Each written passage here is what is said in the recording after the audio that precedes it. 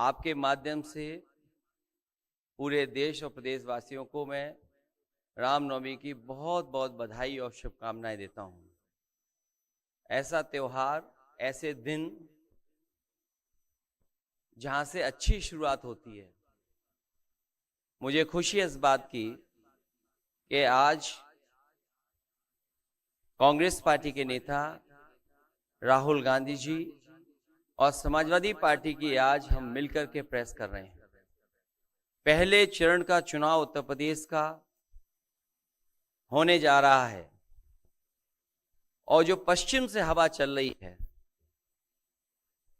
वो पूरे के पूरे उत्तर प्रदेश और देश के माहौल को बदलने जा रही है। आज गाजियाबाद में बैठे हैं। इस बार भारतीय जनता पार्टी को गाजियाबाद से लेकर के गाजीपुर तक इंडिया गठबंधन सफाया करने का काम करेगा। आज किसान दुखी है।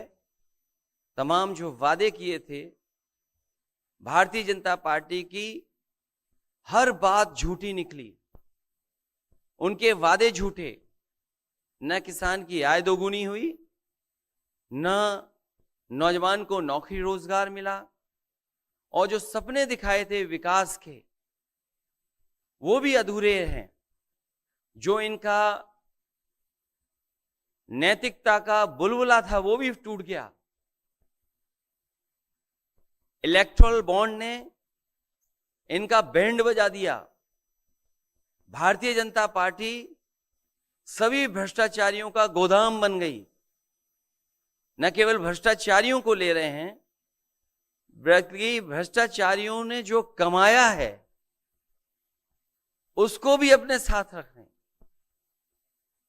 जहां उत्तर प्रदेश देश का सबसे बड़ा प्रदेश है, डबल इंजन की सरकार में जो दावा करते रहे डबल इंजन, उनकी होर्डिंग देखिए आप कि अब डबल वहां पर नहीं दिखाई देते हैं, अकेले दिखाई दे रहे हैं।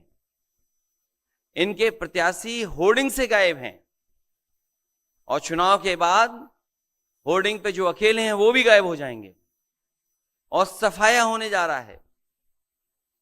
इनका एक ही नारा है, झूठ बोलने का और लूटने का। लूट और झूठ भारतीय जनता पार्टी की पहचान बन गई है। पेपर लीक कितने हुए हैं? एक दो होते तो ठीक था, लेकिन 10 पेपर लीक हुए। और मैंने कई मौकों पर वो बात बताई कि अगर एक परिवार के हम केवल 3 सदस्यों को मान लें, जिस व्यक्ति ने परीक्षा लिखने की तैयारी की, जो परीक्षा नहीं दे पाया पेपर लीक के कारण, और उसके मां बाप को अगर हम जोड़ लें तो ऐसे 60 लाख नौजवान हैं। 60 लाख नौजवानों का भविष्य अंधकार में डाल दिया।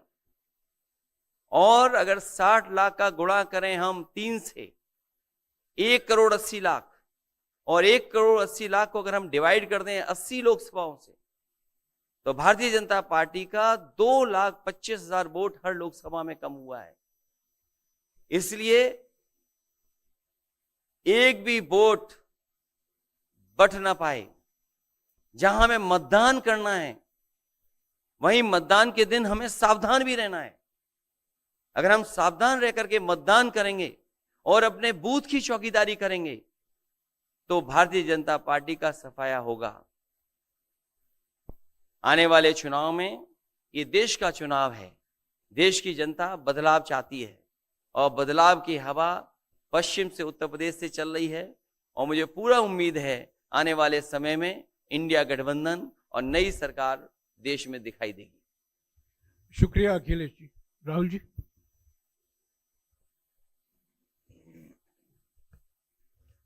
नमस्कार। रामनवमी की आप सबको, देश को बहुत बहुत शुभकामनाएं। ये चुनाव विचारधारा का चुनाव है। एक तरफ आरएसएस और बीजेपी, जो संविधान है, लोकतांत्रिक सिस्टम है, उसको खत्म करने की कोशिश कर रही है, और दूसरी तरफ इंडिया गठबंधन कांग्रेस पार्टी संविधान को, लोकतंत्र को डिफेंड करने की कोशिश कर रही है, उसकी रक्षा कर रही है। चुनाव में 2-3 बड़े मुद्दे हैं। सबसे बड़ा बेरोजगारी, दूसरे नंबर पर महंगाई, भागीदारी। मगर बीजेपी 24 घंटा डिस्ट्रैक्शन करने में लगी रहती है। कभी प्रधानमंत्री समुद्र के नीचे चले जाते हैं, कभी आसमान में सी प्लेन पे चले जाते हैं, मगर जो मुद्दे हैं उनके बारे में ना प्रधानमंत्री ना बीजेपी बात करती है। कुछ दिन पहले प्रधानमंत्री ने ANI को बहुत लंबा इंटरव्यू दिया, स्क्रिप्टेड था मगर फ्लॉप शो था। प्रधानमंत्री जी ने उसमें इलेक्टोरल बॉन्ड्स समझाने की कोशिश की। प्रधानमंत्री जी कहते हैं कि इलेक्टोरल बॉन्ड्स का सिस्टम ट्रांसपेरेंसी के लिए लाया गया, राजनीति को साफ करने के लिए लाया गया। अगर यह सच है तो उस सिस्टम को सुप्रीम कोर्ट ने रद्द क्यों किया? और दूसरी बात, अगर आप ट्रांसपेरेंसी लाना चाहते थे तो जिन लोगों ने आपको पैसा दिया, बीजेपी को पैसा दिया, हजारों करोड़ रुपए दिए, उनका नाम आपने क्यों छुपाया था? और जिन तारीखों पे उन्होंने आपको पैसा दिया उसको आपने क्यों छुपाया था? पता लगता है हजारों करोड़ रुपए का कॉन्ट्रैक्ट किसी कंपनी को मिलता है, उसके एकदम बाद वो कंपनी बीजेपी को पैसा देती है। सीबीआई की इंक्वायरी होती है, ईडी की इंक्वायरी होती है, किसी कंपनी पर शुरू होती है, उसके 10-15 दिन बाद कंपनी करोड़ों रुपए बीजेपी को देती है और फिर सीबीआई की इंक्वायरी, ईडी की इंक्वायरी बंद हो जाती है। सड़क पे इसको एक्सटोर्शन कहते हैं, एक्सटोर्शन कहते हैं सड़क पे। तो ये जो है इलेक्टोरल बॉन्ड्स का जो स्कीम है, ये दुनिया का सबसे बड़ा एक्सटोर्शन का स्कीम है।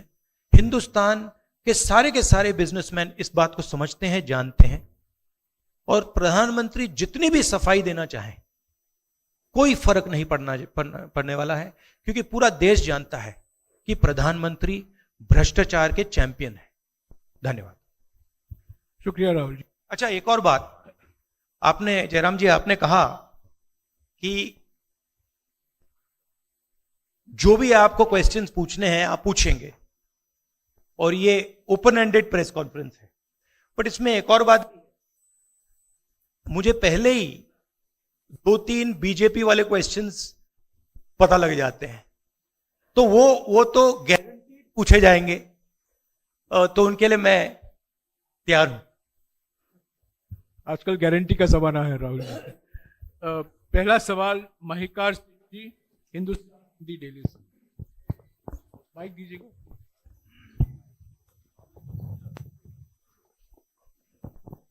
राहुल जी, स्वागत है आपका। दोनों नेताओं, जबकि आज प्रचार का पहला चरण समाप्त होने वाला है, आपने मेरे मित्रों को थोड़ा सा कसरत करा दी। वो दिल्ली से यहाँ आए हैं, आपने गाजियाबाद में ही क्यों पीसी की? यूपी और दिल्ली छोड़ के गाजियाबाद में पीसी हो रही है। दूसरा सवाल ये है राहुल जी से कि लोग तो गुजरात छोड़कर पीएम बनने के लिए बनारस आते हैं, आप बाय नाइट चले गए, तो क्या अमेठी या रायबरेली से आप लड़ेंगे? ये बीजेपी वाला क्वेश्चन है, ये पत्रकार का सवाल। पहले ही opening ball BJP question. Very good, शाबाश। देखिए, अमेठी की बात कांग्रेस का डिसीजन है, जो भी मुझे ऑर्डर मिलेगा मैं वो करूंगा। सीईसी मीटिंग, हमारी पार्टी में सीईसी मीटिंग्स में ये डिसीजन लिए जाते हैं। बट पहला बीजेपी का question, good question, thank you. Amar Ujala से निशा। आप थोड़ा शांत हो जाइए यहाँ पे। बहुत बहुत स्वागत है। मेरा सवाल आपसे ये है कि यूपी में न केवल यूपी में बल्कि पूरे देश में इस बार कांग्रेस ने अपने बहुत कम प्रत्याशी 268 अभी तक सामने आए हैं और यूपी में तो 80 सीटों के मुकाबले केवल 17 सीट हैं। ऐसा क्यों? क्या ऐसा मान के चल रही है कांग्रेस की आप कमजोर चल रहे हैं या यूपी में कमजोर है कांग्रेस इसलिए सपा या आपके गठबंधन बाकी सहयोगी पार्टी सीट नहीं देना चाह रही है? नहीं, हमने डिसीजन लिया है कि इंडिया गठबंधन चुनाव लड़ेगा और हमने सीट शेयरिंग की है और ओपन माइंडेड तरीके से दिल खोल के हमने सीट शेयरिंग की है। हम चाहते हैं कि थोड़ी सी हम फ्लेक्सिबिलिटी दिखाएं और ओपन माइंडेड तरीके से हम चुनाव लड़ें, इसीलिए हमने स्पेस हम अपने पार्टनर्स को दी है, पर इसका कोई कमजोरी का मतलब नहीं है। पीटीआई से अनवर। राहुल जी, मेरा सवाल आपसे है कि पिछले बार जो आप दोनों लोगों का गठबंधन था वो सफल नहीं हो सका उत्तर प्रदेश में। एक बार फिर आप लोग साथ आए हैं और प्रधानमंत्री ने पिछले दिनों कहा कि ये 2 लड़कों की फ्लॉप फिल्म है जो इस बार भी फ्लॉप होगी। तो आगे आप क्या उम्मीद कर रहे हैं इस गठबंधन से? उत्तर प्रदेश में कितनी सफलता मिलेगी और कितनी सीटों की उम्मीद है इस बार आप लोगों को? देखिए, मैं सीट्स का प्रेडिक्शन तो नहीं करता हूं। जनरल बात कह सकता हूं कि बीजेपी को मुझे लग रहा था 15-20 दिन पहले कि 180 से 180 तक जाएंगे, अब मुझे लग रहा है 150 तक जाएंगे। हर स्टेट में हमें रिपोर्ट मिल रही है कि हमारा चुनाव इंप्रूव कर रहा है और अंडर करंट है। जहां तक गठबंधन की बात है, यूपी गठबंधन की बात है, बड़ा पावरफुल गठबंधन है और बहुत अच्छा परफॉर्मेंस होगा हमारा उत्तर प्रदेश में। दैनिक जागरण से आदित्य त्रिपाठी। आप दोनों का बहुत बहुत स्वागत है। मेरा प्रश्न यह है कि उत्तर प्रदेश में एनडीए गठबंधन रोकने के लिए आपकी क्या रणनीति है? सॉरी, क्या? उत्तर प्रदेश में एनडीए गठबंधन को रोकने के लिए आपकी क्या रणनीति आप दोनों लोगों की? उत्तर प्रदेश में नेशनल लेवल पे मैं आपको हमारा फाउंडेशन बता देता हूं और वही आइडियाज हम उत्तर प्रदेश में भी चलाएंगे। देखिए,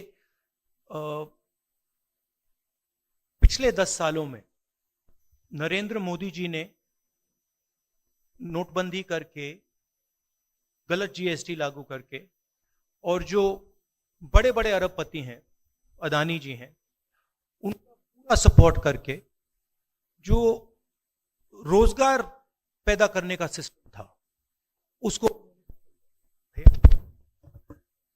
उन्होंने कम कर दिया है।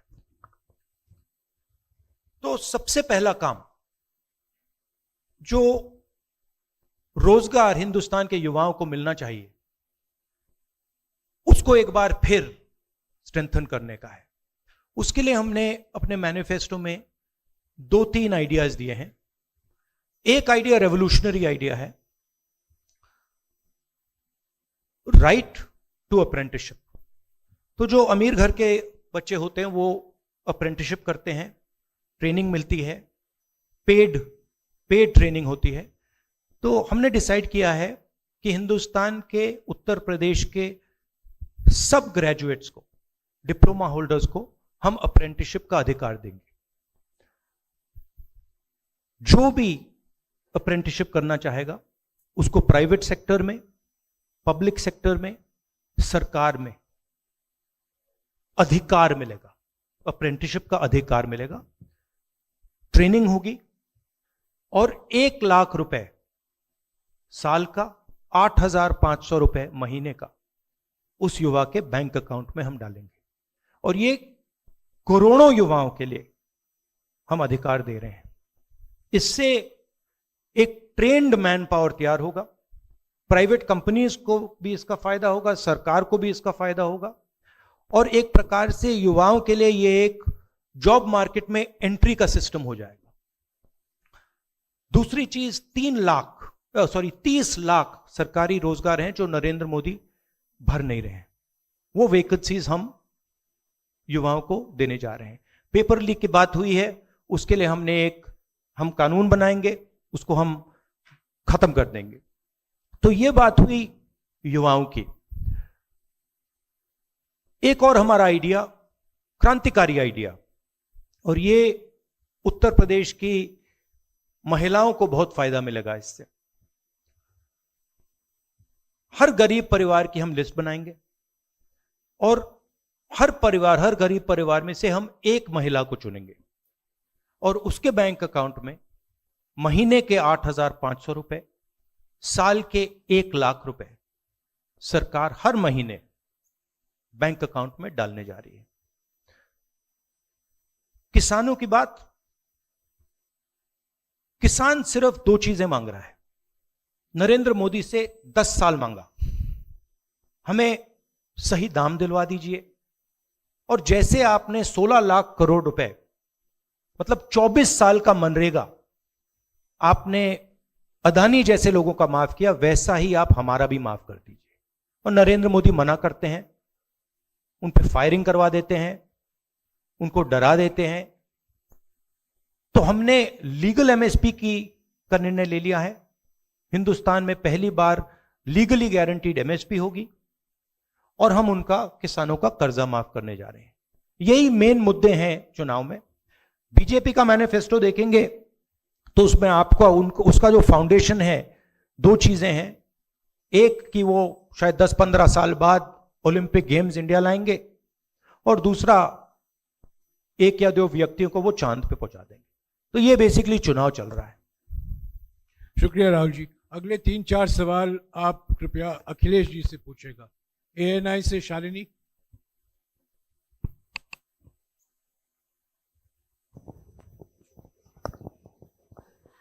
पहला सवाल राहुल जी से है। अखिलेश जी से पूछेगा प्लीज। उन्होंने कृपया लगा दिया, इसलिए अब हमसे पूछिए। दोनों से पूछूंगी सर। पहला सवाल राहुल जी से है, जैसे कि पीएम ने कहा है कि मैं देश बचा रहा हूं, लेकिन इंडिया अलायंस जो है वो परिवार बचा रहा है, इस पर क्या कहेंगे सर? और जो दूसरा सवाल, सेकंड बीजेपी क्वेश्चन। सर दूसरा जो सवाल है मेरा वो ये है, जादूगर कहा है उन्होंने राहुल जी को, और उन्होंने कहा है ANI को जब इंटरव्यू दिया उसमें बोला कि ऐसा कौन सा जादू है कि एक झटके में गरीबी मिटा सकते हैं। मैं जानना चाहता हूं ऐसा कौन सा जादू है कि एक झटके में गरीबी मिटाई जा सकती है। तो ये मेरा सवाल दोनों से है। नहीं, दोनों से है। मैं धन्यवाद देता हूं, आप लोगों ने सवाल पूछे। हालांकि कुछ सवाल आपने राहुल जी से पूछे थे। एनडीए को पीडीए हराएगा, एनडीए को पीडीए हराने जा रहा है, एनडीए को पीडीए हराने जा रहा है। और जहां तक सवाल परिवारवाद की बात है, आज नवरात्र है, आज शुभ दिन है। भारतीय जनता पार्टी के लोग संकल्प लें कि ना किसी परिवार वाले को टिकट देंगे और ना किसी परिवार वाले से वोट मांगेंगे। और गाजियाबाद में कार्यक्रम इसलिए किया है क्योंकि हम दोनों लोगों ने संकल्प लिया है। वो तो इंडिया गठबंधन का नाम भी ठीक से नहीं ले पाते हैं। INDIA तो इंडिया होता है, इंडी कब से हो गया? यहां से सफाया होगा गाजीपुर तक। जो 14 में आए थे वो 24 में चले जाएंगे, और यूपी वाले स्वागत भी अच्छा करते हैं। और इस बार तो ढोल नगाड़ा और सब कुछ की तैयारी है। इस बार विदाई भी बहुत शानदार होने जा रही है। Times Now Bharat, Ranjeeta. अखिलेश जी से। जो आपने जो गरीबी को एक झटके में मिटाने की बात की, देखिए ये कोई नहीं कह रहा है कि गरीबी को एक झटके में मिटाया जाएगा। हम ये कह रहे हैं कि गरीबी को गहरी चोट पहुंचाई जा सकती है, और तरीके मैंने आपको बताए हैं। नरेंद्र मोदी जी ने पूरा का पूरा फोकस 22 लोगों पे किया है, 22-25 लोगों पे किया है। आज की सच्चाई है कि 22 लोगों के पास उतना धन है जितना 70 करोड़ लोगों के पास है। गरीबी का यह भी कारण है कि नरेंद्र मोदी जी ने सारा का सारा धन कॉन्सेंट्रेट कर दिया है, 20-25 लोगों को पकड़ा दिया है। मैं जाति जनगणना की बात कर रहा हूं और मैंने ये बात बहुत बार उठाई है। भागीदारी की बात होती है। हिंदुस्तान के किसी भी इंस्टीट्यूशन में आपको ना पिछड़े वर्ग के लोग मिलेंगे, ना दलित मिलेंगे, ना आदिवासी मिलेंगे, ना गरीब जनरल कास्ट के लोग मिलेंगे। मैंने मीडिया के बारे में बात उठाई। मीडिया में आपको बड़े बड़े एंकर्स दिखते हैं। आपको मीडिया की कंपनीज के मालिक की लिस्ट निकालिए, आपको दिख जाएगा कि उधर ना एक पिछड़ा मिलेगा, ना एक दलित मिलेगा, ना एक आदिवासी मिलेगा। तो हम क्रांतिकारी काम करने जा रहे हैं। जाति जनगणना, महिलाओं को उनके बैंक अकाउंट में 1 लाख रुपए, किसानों को एमएसपी, तो ये सब गरीबों को पैसे देने के तरीके हैं। नरेंद्र मोदी जी ने पिछले 10 साल में गरीबों को कुछ नहीं दिया, तो ये हम करने जा रहे हैं।